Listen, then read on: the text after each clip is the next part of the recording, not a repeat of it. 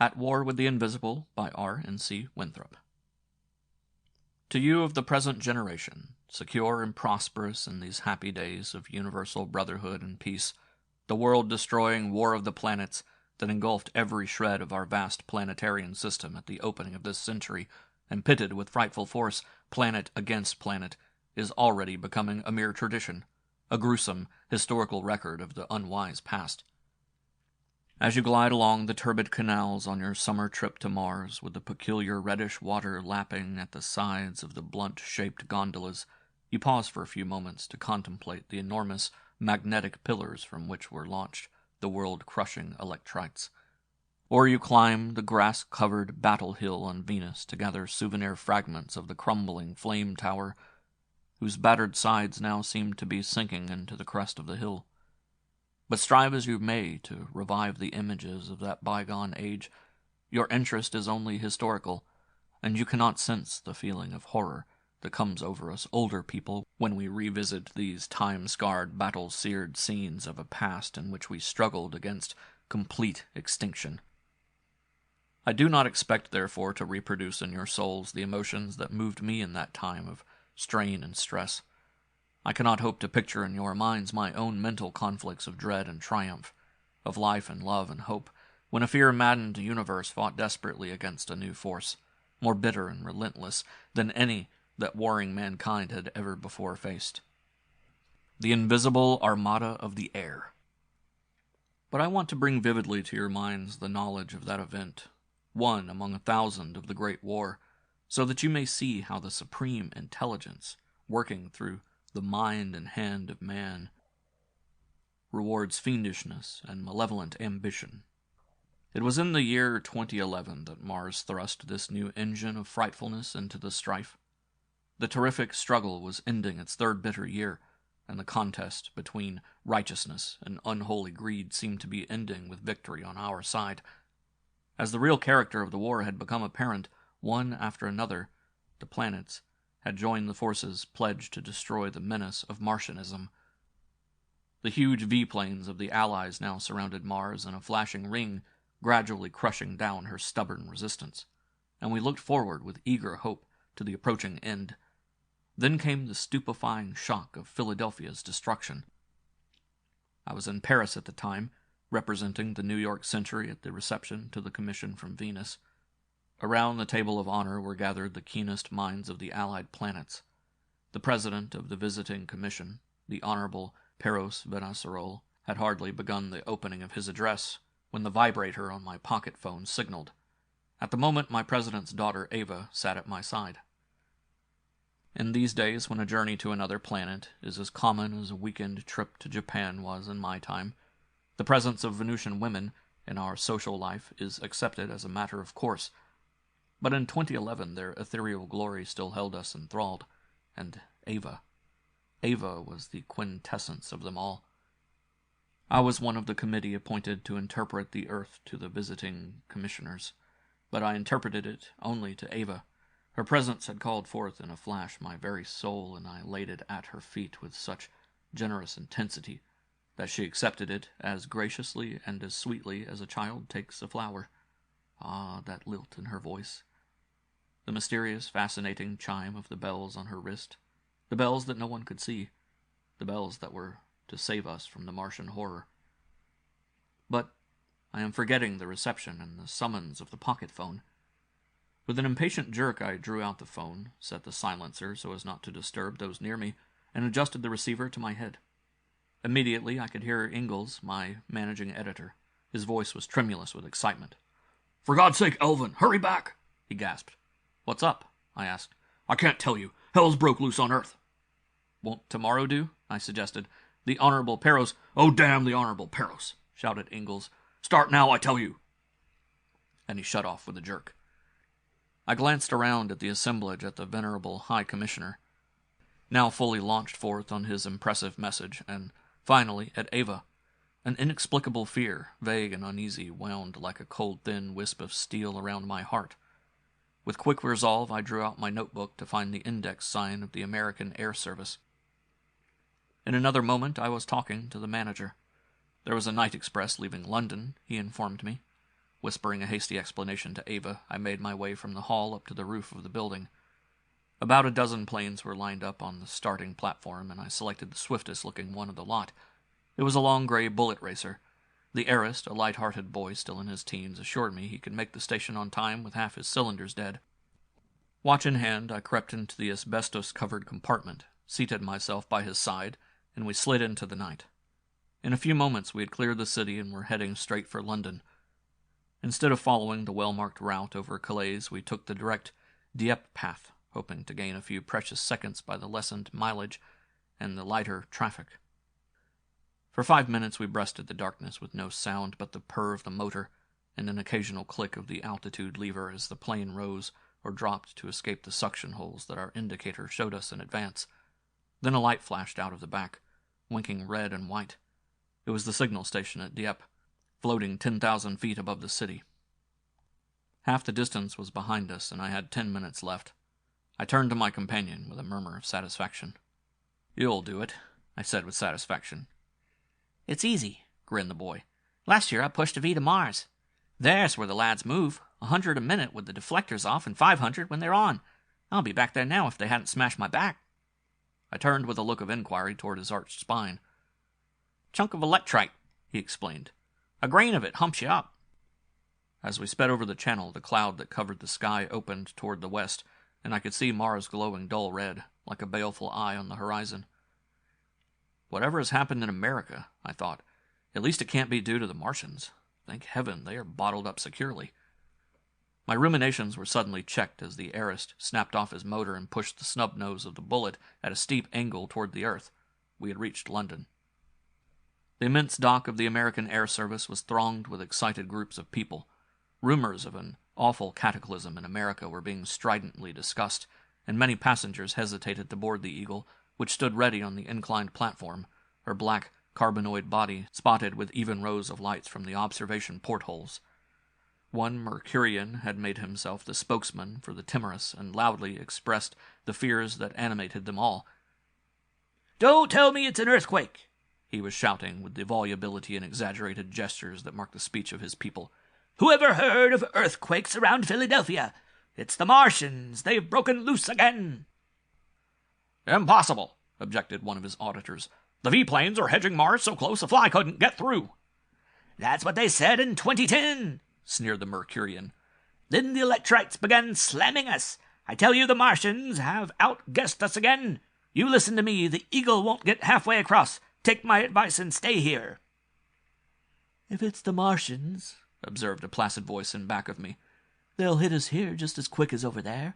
I can't see the sense in getting scared off the Eagle." I turned with a smile of approval to face the speaker. As I suggested from the accent, he was a Jupiterian, huge in bulk and glittering with gold leaf and jewels. "What has happened?" I asked. I received a message calling me back to New York, but there were no details. "There are all kinds of rumors. One says Philadelphia is gone. Another tells us all America is wiped off the earth.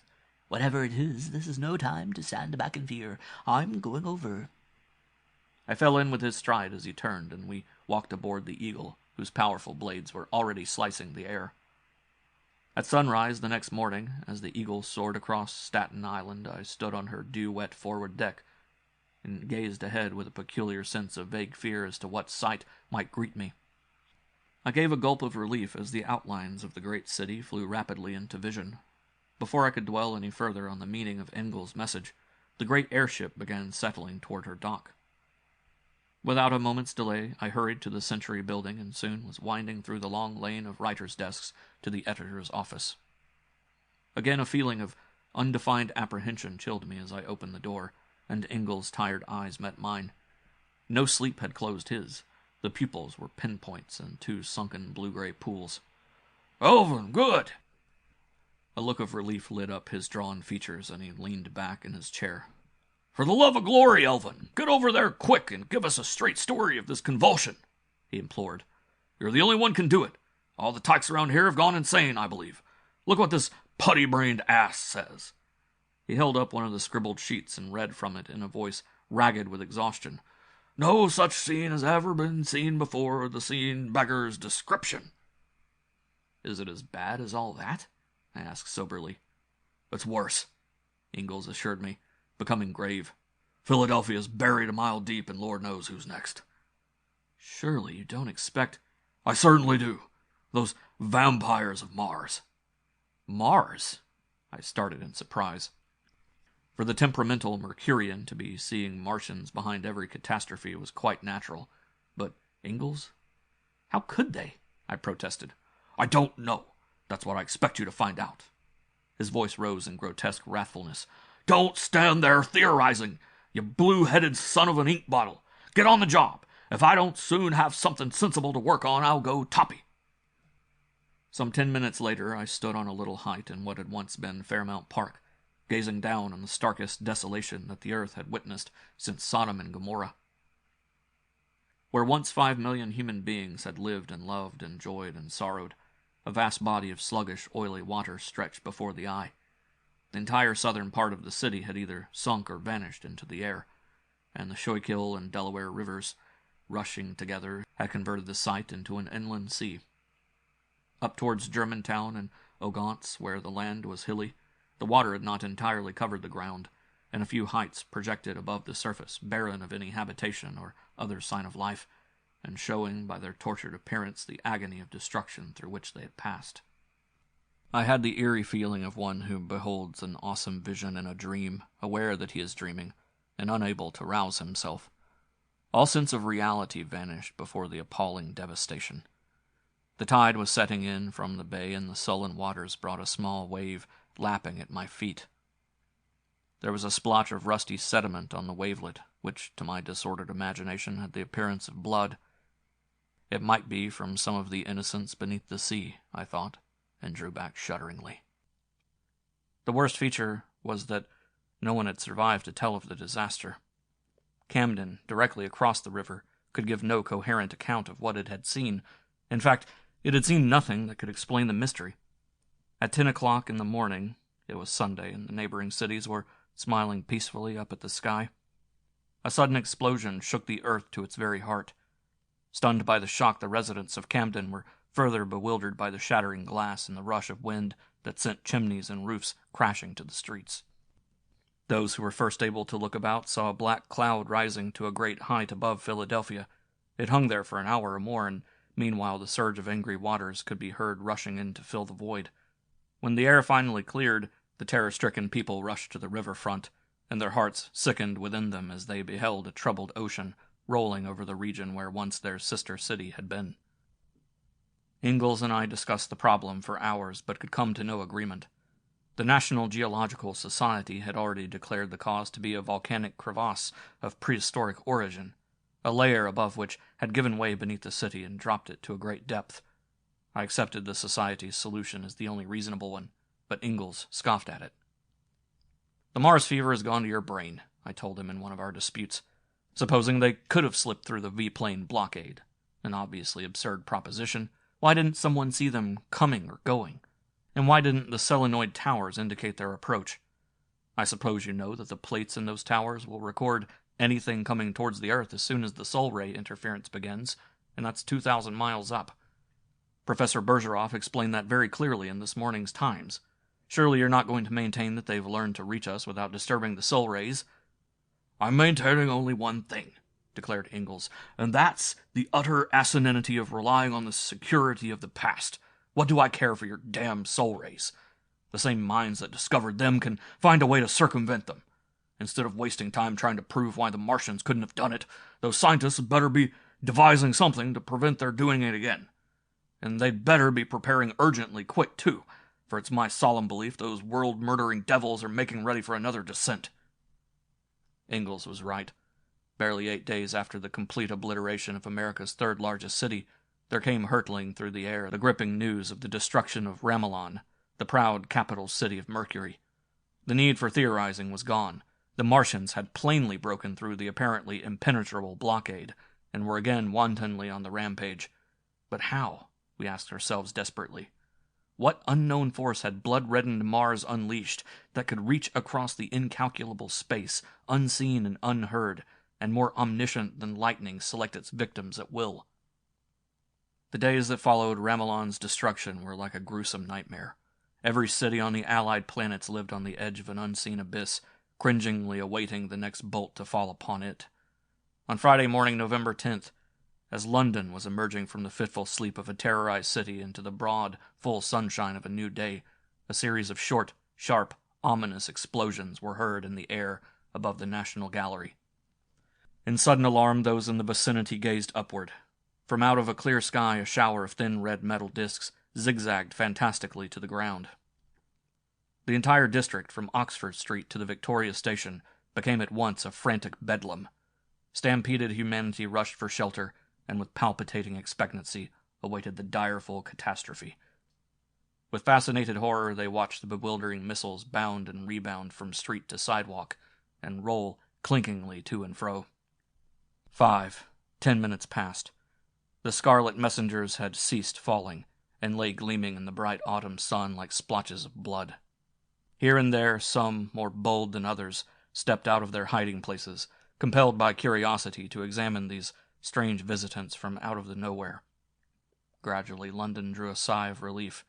Traffic and life swung again into motion. Nothing fearful had happened. The metal hail phenomena would soon be explained, perhaps by those whose business it was to solve such freakish events. Hardly an hour had passed when London's feeling of reassurance was cruelly shattered. The discs, interpreted by university experts, were found to be messages from Mars. In one brief statement, the imprint on the red circle announced the complete destruction of the city by 3 o'clock that afternoon. A wail of deepest anguish rose from London's masses and spread like the blackened wings of doom over the whole city as the demoniac portent of the evil messengers penetrated the minds of the people. In vain had the watchers in the solenoid towers sprung to their sensitive recording plates to seek for some indication of the enemy's presence. The plates were blank. A message imploring help was flashed over the earth, and at once our strongest forces were hurled to the spot. Huge V-planes, bearing tremendous batteries, grim little heliolites, in one of which I was stationed, with their atomic detonators, and thousands of other craft thronged the air for a distance of 500 miles around and above London. But of what avail our formidable armament, when there was no visible enemy against whom to direct it? We circled about in close formation, so that not even a sparrow could have escaped our reflectors, but the air was apparently innocent of any hostile ship. Meanwhile, the city below was in the grip of a hellish panic. Those who could take to the air did so immediately, with never a thought for their treasures left behind. Others pushed and struggled like maddened beasts along the streets to escape from the doomed city. Bruised and crushed bodies lay thick along the highway, like worms after a spring rain, and their fellow beings trampled on them unheedingly in those awful moments. Unfortunately, the greater part of those who cleared the city streamed out in Essex and Kent, overflowing such places as Welling, Greyford, Dagenham, Gray's Thurrock, and Gravesend, where the Martians had evidently placed contact points for their detonators, in order to tear up the entire Thames bed and hasten the deluge from the North Sea. A few minutes before the appointed hour, we withdrew our army of planes with as many people as we could load on. I bent over the glass in the floor of my heliolite for a last glimpse of London. An immense throng had gathered on the embankment, evidently resigned to the dreadful fate, and were listening to the soothing words of an old man who had assumed leadership of the mass, and like some inspired prophet, was evidently directing their thoughts away from the approaching terror. Down Cheapside Way, other groups, crazed by fear, were tearing and rending each other in insane fury. My last impression, one that I still see vividly whenever I close my eyes, is of a large number of women and children kneeling on the ground in Regent's Park, their arms outstretched piteously to us as we flew by. So long had we stayed, loath to depart while there remained the faintest hope of discovering the Martians, that we had only reached Oxford when the explosion came. Again the dark cloud of destruction spread above the earth. Again the swirling waters rushed into the chasm, and London, with its 10 million lives, was gone. This was the culminating tragedy. Secure in her untrammeled power, Mars now issued an insolent manifesto. Peace was offered us on terms that would make the Allied planets mere vassals to her will. If we accepted, the destruction of our cities would cease otherwise. 5 days' grace were allotted us to make our decision. Unless we agreed to her demands by noon on Thursday, that hour would mark the doom of New York, and our other cities were to be similarly damned to extinction. On the Saturday evening following London's destruction, I sat in the study of my apartment overlooking Van Cortlandt Park. My mind was spent from a whole day's heart-wearying discussion and argument in the council. Many of the older men had advised submission, but several members of the Board of Strategy, including myself, pleaded for delay. At any moment, the keen minds working tirelessly on the problem might discover the means used by the Martians to reach our Earth undetected. Without such knowledge, we all admitted our cause was hopeless. Alone in my room, the mystery tugged at my mind again and again. It was baffling. In despair, I looked about for something to relieve the unbearable strain. The reflecto screen on the east wall caught my eye. It was connected with the leading theaters, and I remember thinking cynically how the people could go on playing even though the end of the world was in sight. Teresa Carmine was singing at the Metropolitan, I noticed by the auto indicator. Switching off the lights, I connected the screen transmitter with the opera house, opened the autophone, and stretched myself comfortably in an armchair before the screen. The second act of Madame Butterfly, that imperishable story of hopeless love, was nearing its end, and Carmine stood looking towards the bay, waiting patiently for the lover who would never return. The wonderful colors of the screen brought out vividly the pathetic droop of the slim figure, and the room echoed softly to the sobbing violins and cellos of the orchestra. Unstrung as I was by the events of these anguished 2 weeks, the pitiful little tragedy touched me deeply. Tears came to my eyes, and I thought of Ava. I had been unable to see her since the night of the reception in Paris. Probably the next cataclysm would destroy one of us, I thought, and the other would be left alone, like the little butterfly, waiting. The curtain dropped and the sound of ringing applause came over the autophone. The operator at the Metropolitan now turned his visuflector upon the audience. Row upon row of exquisitely dressed women and men flashed on the screen. The sight of the smiling, chattering, thoughtless throng jarred on my mood, and I was half rising to disconnect the transmitter, when the view of a box directly in the center of the horseshoe brought me to my feet with a cry of surprise. There sat Ava, beside her father, a pensive smile on her beautiful face, her eyes shining straight into mine. The view passed in a second, and I was left gaping at the screen. I had been so engrossed in the Martian atrocities that I had entirely lost track of the Venusian Commission's program. Undoubtedly, this was the day of their arrival in New York, and of course, the committee had taken the members to the opera. In another minute, I was up on the plane roof and had pushed my little electric from the garage. The despondency of my mood had changed to joyous exhilaration, and I rose high in the air before turning towards the Metropolitan. A young moon was high in the heavens, and New York lay beneath me, bathed in the enchanting glow. Never had the city looked so beautiful, so entrancing. Never had it seemed so dear to me. I was conscious of a sudden strong faith that it would be saved from the despoilers. The last act had already begun when I entered the box. Quietly, I drew a chair from the rear of the box and seated myself near Ava. Under cover of the darkness, I pressed my lips to her hand. I felt a thrill go through her as she recognized me, and my heart welled up in contentment. Again I raised her hand to my lips. The mystic bells chimed faintly, and Ava pressed my hand warningly. I leaned back, silently drinking in the radiance of her presence. Idly, my mind played with the thought of the bells on her wrist. Mysterious bells, I thought dreamily, ringing like our love from heart to heart, invisible to the world. With a sudden jerk, I sat upright. "Ava," I whispered, "come outside with me." She turned in surprise. "At once," I urged breathlessly. Obediently, she took my hand and followed me to the foyer. It was deserted, and I led her to one of the gilded settees. My mind tingled with the idea that had entered it. "The bells," I spoke in a choked voice, unable to control the eagerness that was thrilling me. "Let me have them. I must see—" "I cannot take them off. No one knows how the bracelet is fastened." My excitement had communicated itself to her, and she breathed rapidly. "What is it?" she asked eagerly. "What have you discovered?" "I'm not sure yet, but I believe—" A surge of exultation overwhelmed me, and I clasped her to me so tightly that it seemed as if our hearts must meet. "Ava," I cried. "You and I have found the secret of the Martian raids." "Where?" she gasped. "On your wrist," I replied triumphantly.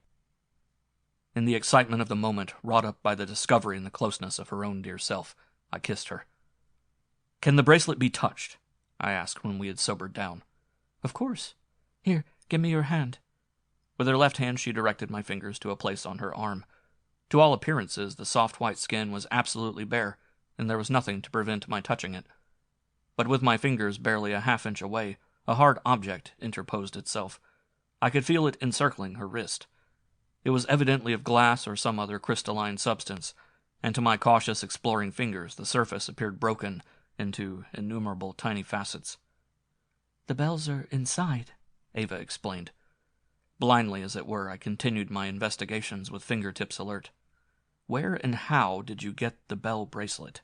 I asked. "A friend of my father gave it to me years ago. He was always experimenting with mirrors and stones. I remember his saying that someday he would be able to wear a coat that would make him invisible." A swift light of understanding illuminated her deep opal eyes. "That is just what the Martians are doing," she exclaimed. I nodded. "Is that man still alive?" "No. He was killed in an accident shortly after he placed the bracelet on my arm. That is why I have never been able to remove it. No one but he knew how." "We must get hold of Professor Furman right away," I declared finally. "He should understand this. Go tell your father, Ava, while I locate the professor." With the pocket phone, I reached Furman in a few moments. Late as it was, his laboratory at Columbia University still claimed him, his energetic brain busy with the problem that held the universe.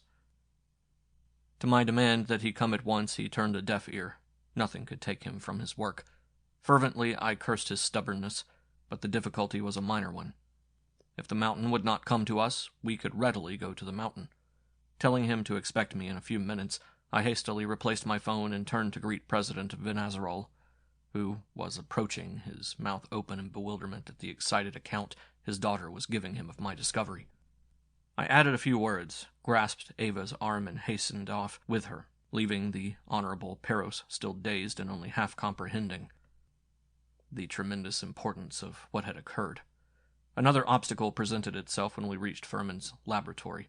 To secure the privacy he needed for his work, he had double-barred all doors leading to his rooms, and of course had forgotten my promised visit as soon as the phone was out of his hand, but such trifles were not to stop me on this night. Leaving Ava to await my return on the roof, I sank slowly to the upper story of Schermerhorn Hall, where several lighted windows showed the presence of workers. I selected the largest window on the supposition that it must be Furman's, and brought the nose of the plane against it with just enough force to send the glass crashing to the floor inside the room.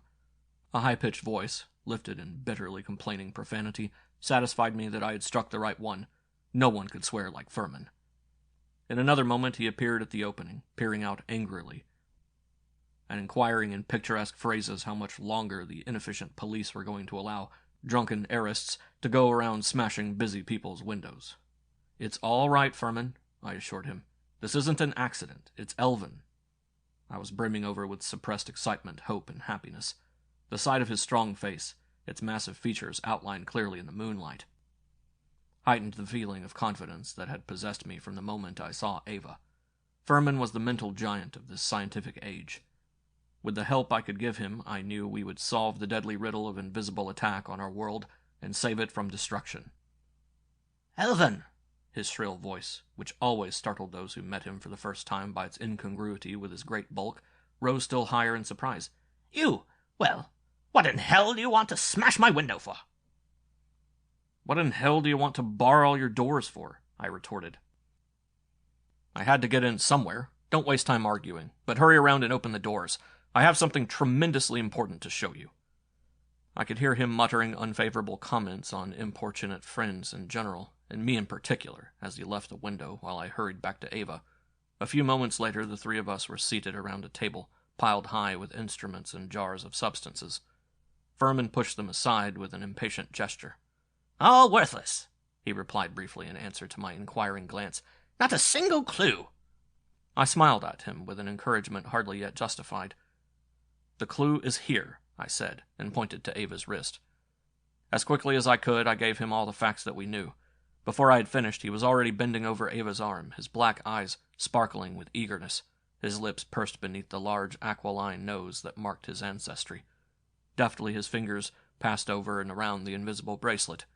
Murmurs of surprise, commendation, and pleasure came from him as his penetrating mind grasped the properties of the strange ornament.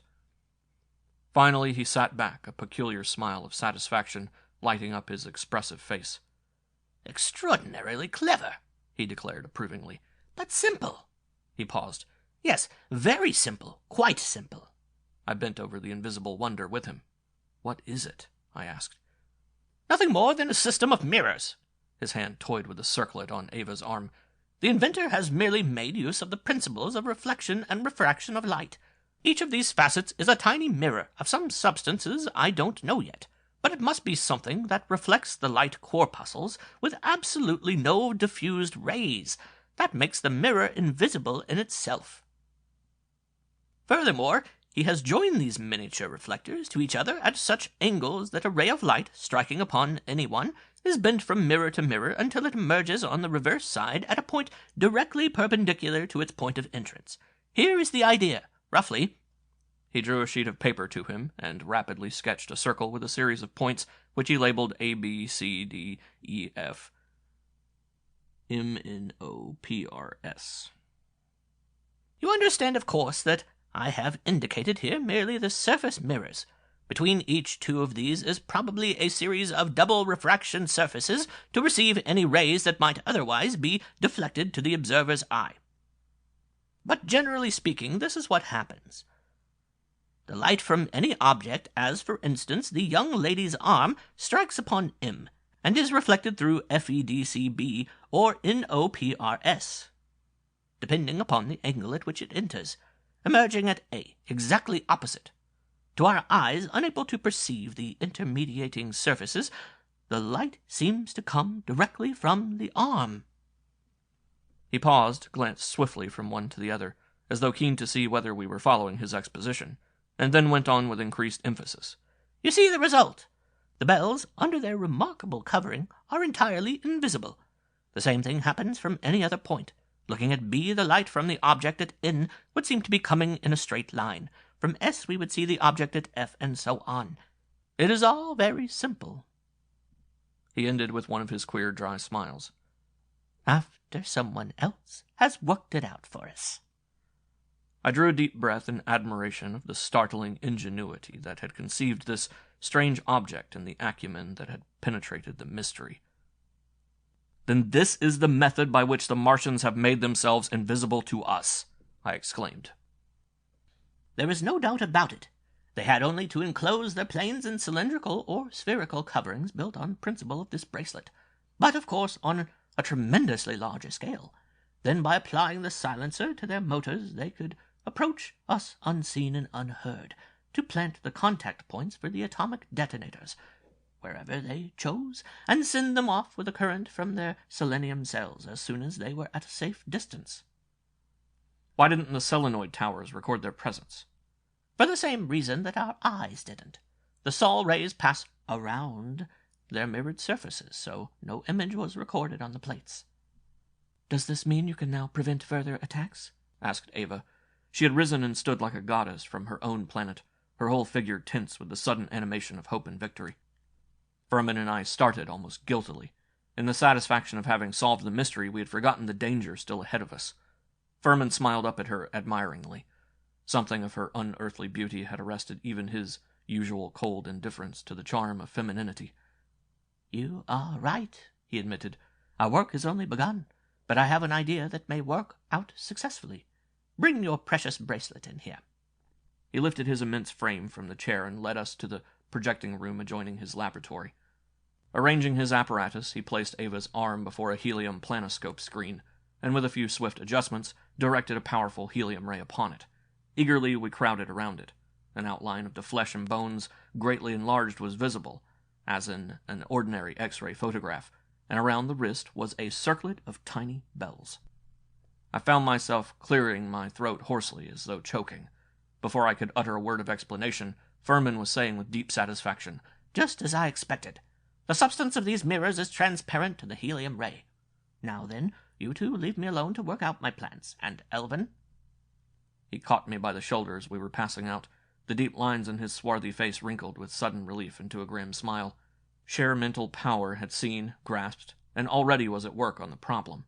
The acquisitive, searching brain had selected, classified, and was inwardly ordering about the principles of science that would cope with the menacing disaster. He dropped into an almost whimsical mood, the great commonplaceness of him returning to ordinary banter.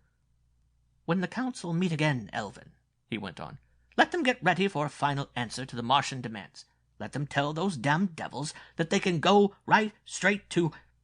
Oh, I beg your pardon, I forgot the girl. Well, anyway, good night. I'll call you as soon as I have things shaped up." In another moment he was gently but firmly thrusting us into the outer corridor. His door shut with a decisive snap that found an answering echo of confidence in my heart. The master was at work. Sunday passed quietly. The outside world knew little or nothing of the mighty project at work within that fateful laboratory. That same evening, the Interplanetary Council, in solemn conclave, assembled, listened with deep-breathing silence while I partly read, partly related certain phrases of my chance discovery and Furman's part in the great secret. Ingalls, whose power as the keenest editorial mind in that great city was so well recognized that he had been selected as chairman of the advisory board, sat at the far end of the long ebony table, his features twitching with a strong inner excitement held in abeyance. His head nodded in tigerish acquiescence as I dramatically wound up with Furman's final words of advice to the council.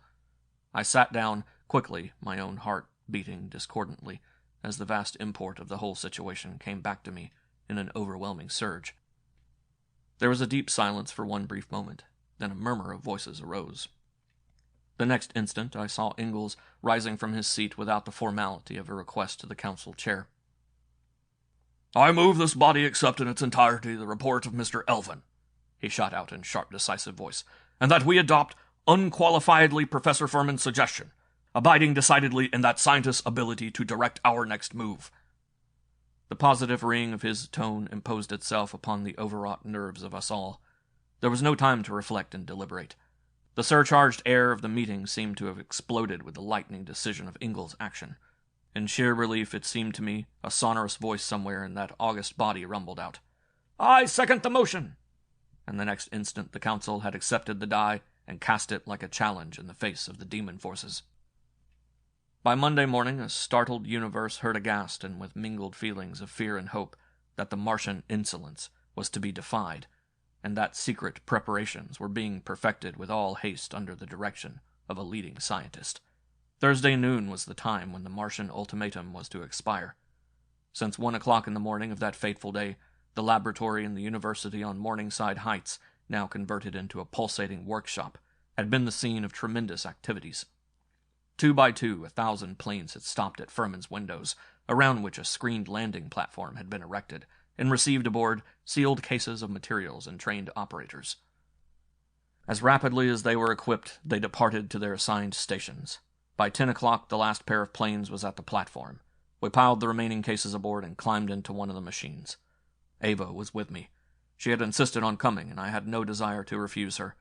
Either we were to be successful, and my joy in the triumph would be heightened by sharing it with her, or we would fail, and then we could perish together in the midst of the cataclysm.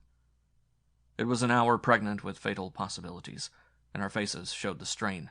Even Furman, with his nerves of steel, reflected the general feeling. His eyes were sunk deep in their sockets, and his prominent nose was still further accentuated by the hollows in his cheeks. The scheme he had perfected was gigantic in its simplicity. The planes were stationed in pairs at equal distances above New York. On each plane was a sending and receiving station, tuned to the same wavelength as that of its mate, for a powerful helium ray. The two rays crossing in the electrical field generated between the planes reflected the images in their paths on sensitive solenoid plates within the planes. Thus, by covering the entire territory, we would discover the Martians when they landed to plant their contact points, if Furman's plan did not miscarry. 11 o'clock was the hour when Furman expected the invaders would begin their work in order to fulfill the threat of their ultimatum. Precisely on the second, he flashed the order to the Sentinel planes to open their batteries. Our machine was stationed with its mate over Battery Park. As the order was given and the powerful ray shot out of the crackling batteries, we bent over the solenoid plate with passionate eagerness. Ava's hand was in mine, our fingers intermingled in a clasp that drove every atom of blood from them. Our breaths came and went in short, agitated gasps. I stole a glance at Furman. His eyes were gleaming with deep intensity as he watched every tremor on the sensitive surface. The area of our electric field included all of Battery Park and the greater part of the bay. The helium rays swept back and forth, and ghostly outlines of ships passing through the harbor and people walking in the park appeared on our plate. For 10 minutes we kept our silent vigil. Then suddenly our hearts leaped in a rush of blood till my head almost obscured my vision. 2 long elliptical objects had dropped from the sky and were landing on the grass a short distance from the waterfront. We would see distinctly every movement of the Martians inside their marvelous planes. The faithful ray penetrated every corner of the craft and pictured the details in spectral outline on the solenoid plate. We even saw the skeletons of the men through their coverings of flesh, and it seemed as if some hideous creatures from the netherworld had come to wreak unholy devastation upon us. Furman stiffened, a haggard smile of triumph on his sharpened features. An instant longer he watched those phantom figures moving about boldly, confidence in their shield of invisibility, making them utterly devoid of caution. Then I saw Furman's eyes crinkle with deliberate grimness, saw him motion to the gunner at his side, and saw the latter adjust his weapon to the range indicated by the finder on the solenoid. His fingers worked deftly, coolly. He nodded to the scientist. With an audible sigh of satisfaction, Furman uttered the word. "Fire!" A deafening crash shook our plane. From somewhere below came the sound of splintering glass and metal, coupled with shrieks of agony. The crawling image on my plate broke, rose into 1,000 fragments, and fell in deathly silence. As in a nightmare, I heard the next command. "Now the other!" Again the long, slim gun whipped out its tongue of shooting flame, and from the ground the din of destruction rose in clamoring echo. The invisible fleet lay, a futile ruin, on the soil of the city it had come to destroy. As those rising from the tortured dreams of a black night, we stared at each other, unable to speak in the first few moments of indescribable relief. Then Ava burst into tears, and I took her in my arms. "The universe is saved!" I cried in an ecstasy of joy. "Yes," agreed Furman, then added thoughtfully, "and the Martians take their place in that long blacklist of fools who would conquer the world by force."